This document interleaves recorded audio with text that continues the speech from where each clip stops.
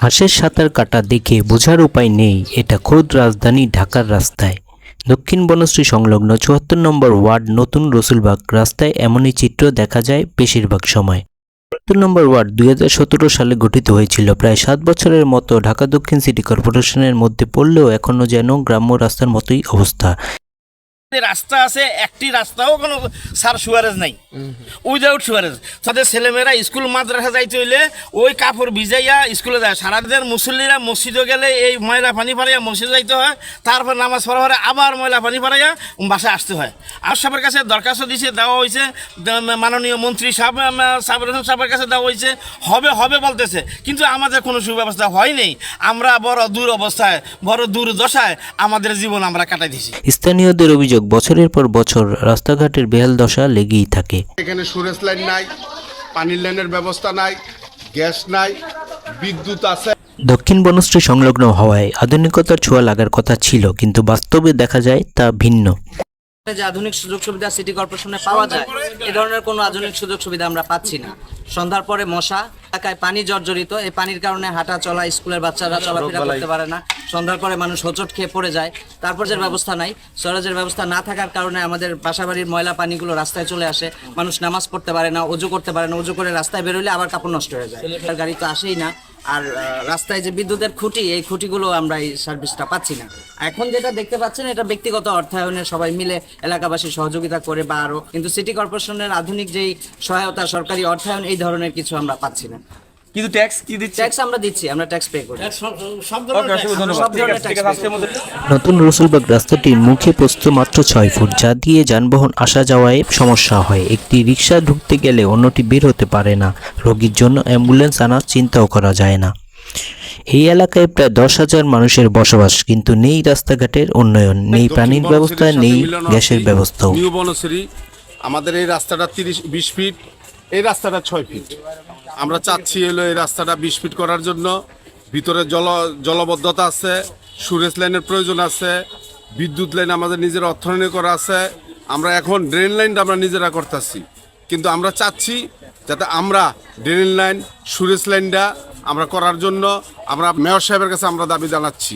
এই দাবিটা যাতে আমরা আপনাদের মাধ্যমে আমরা সকলকে আমরা যাতে আপনারা পৌঁছায় দেন, দিলে আমার সুরেশ লাইনটা যাতে হয়।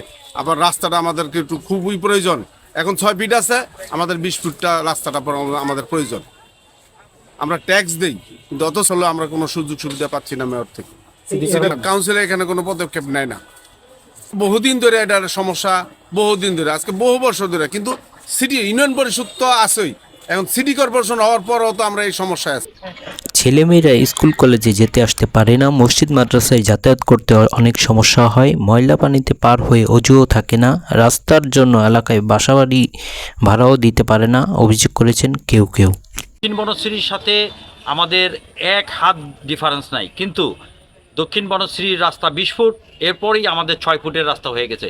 ১৫০ ফুট রাস্তা আমাদের আছে মাত্র ৬ ফুটে, আর বাকিটা আমাদের ভিতরের দিকেও আবার ২০ ফুটের রাস্তা। তো আমরা এই এলাকাতে বসবাস করি প্রায় ১০,০০০ লোক।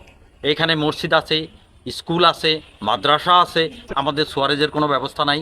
আমাদের রাস্তা এখনও কাঁচা রাস্তা।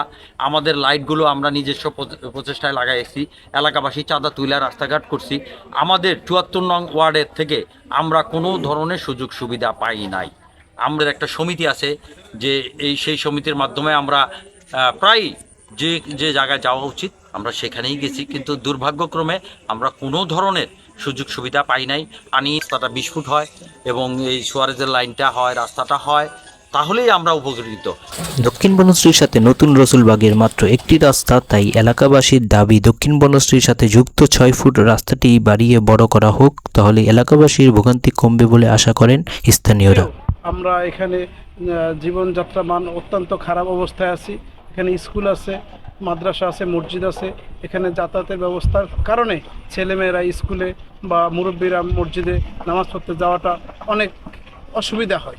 মাননীয় এমপি সাহেব, মাননীয় মেয়র সাহেবের সহযোগিতায় আমাদের এই রাস্তাটা যাতে সুব্যবস্থা হয় সেই ব্যবস্থাপনা করার জন্য আমরা তাদের প্রতি অনুরোধ করছি। যেখানে দাঁড়ানো আছে এই রাস্তাটা 20 ফিট আছে, সামনে এখানে 20 ফিট, সামনেও 20 ফিট, মাঝখানে 6 ফিটের একটা রাস্তার কারণে এই রাস্তাটা অনেক অসুবিধা হচ্ছে।